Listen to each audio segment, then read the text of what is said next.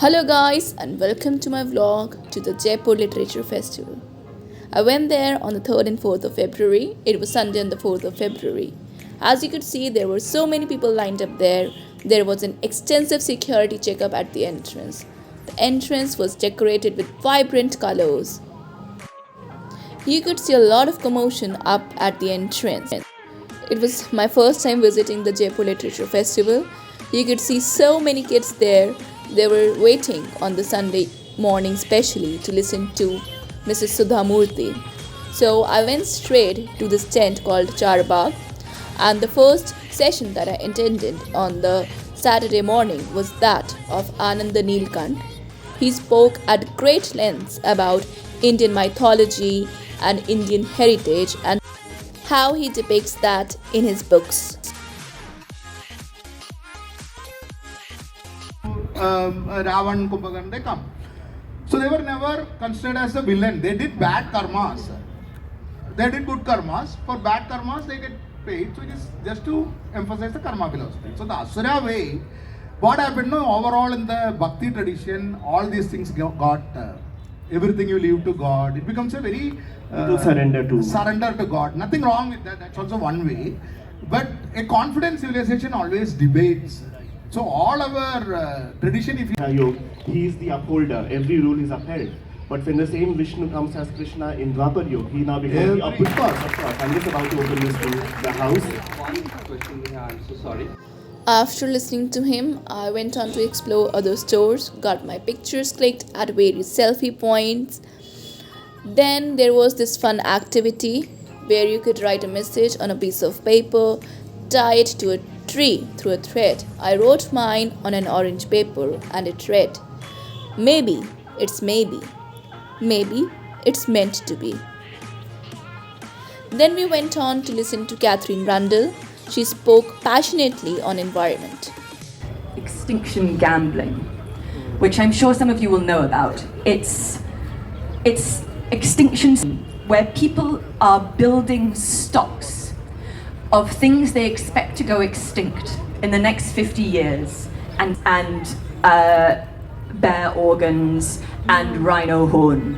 And there are huge stocks of wild Atlantic bluefin tuna being stored. The main owner of stored bluefin tuna is Mitsubishi, the same people who are making like your childhood cassette recorder.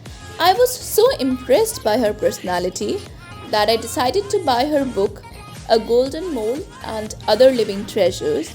So we went to the bookstore.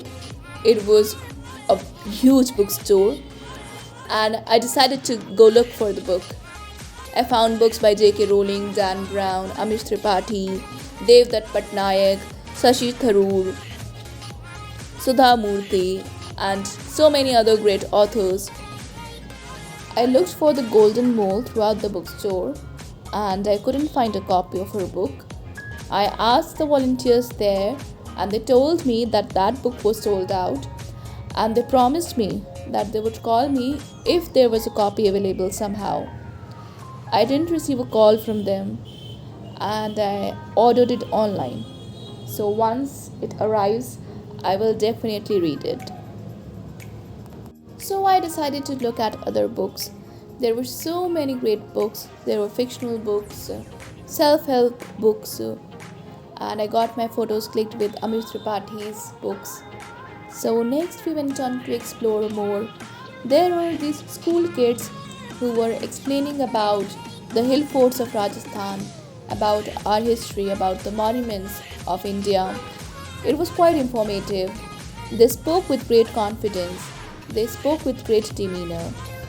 I could see a bright future ahead for them. Next we went on to this tent called as Bethak. Got more photos clicked. Then we went to listen to this great speaker speak about censorship. Its reading materials have become so important to the right, the far right in its campaign to ban books, because they know what the power of literacy is at that early age. And this goes back a little bit to the first point I made, which is that there was this huge elephant and this huge bull. Just more of my shenanigans. Got my photo clicked with these stone lions. The volunteers there offered us their seat. I was very grateful to them.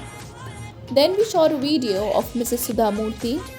Sadly, we were not able to get a signed copy of her book as there was a huge line there. There were these art pieces on display there.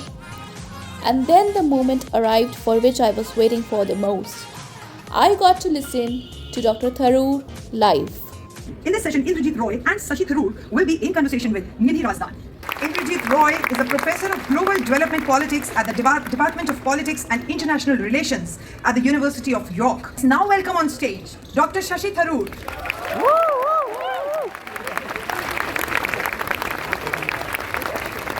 Now with a huge round of applause, let's welcome on stage the beautiful and soft Nidhi Razdan. Nidhi is an award-winning journalist who worked with NDTV for 23 years. So, democracy not only requires a strong government, but a strong opposition as well. With major leaders leading the main INDA bloc, then as a common citizen, we are left in the dilemma, if not Modi, then who?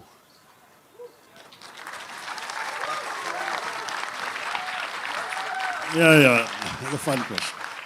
Look, I mean, I think the answer that the India bloc has been consistently giving is, you vote in a majority of members of the opposition and we will find a leader. And, no, wait a minute. It's very clear that each of the parties has their own leader and that any leader will have their own ambitions and desires. And it's also very clear that I'm not going to sit here and name one name and create a political controversy. So if that's what you want, I'm not going to do it. Having said that, let's also point out that this has happened before in the past. During the 25 years of coalition rule, from 89 to 2004, what do we see?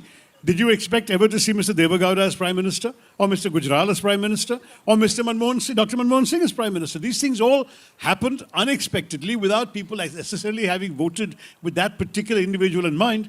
They voted for the policies of the parties these people represented, or they voted against the policies of those who were in government, and the opposition then came up with a name. Don't sneer at that. It's the way our system works. Again, we've got the parliamentary system in our constitution.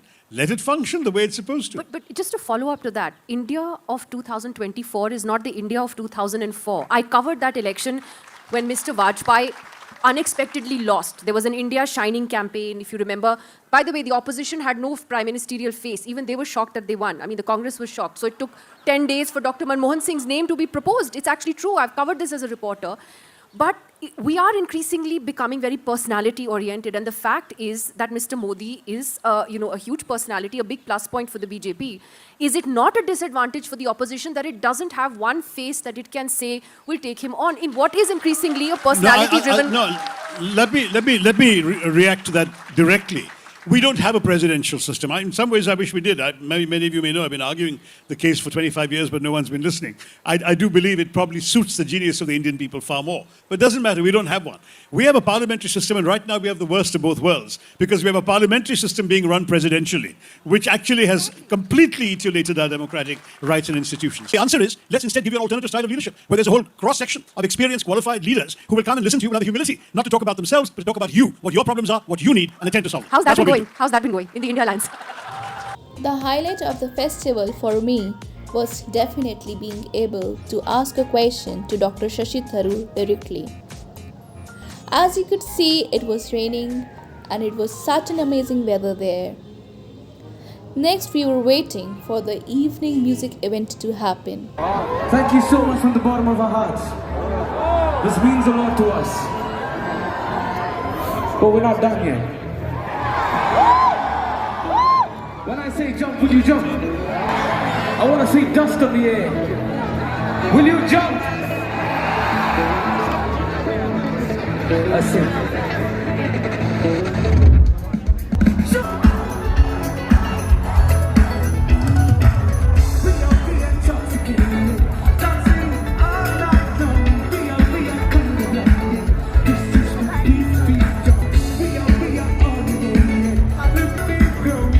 The day ended on a high note.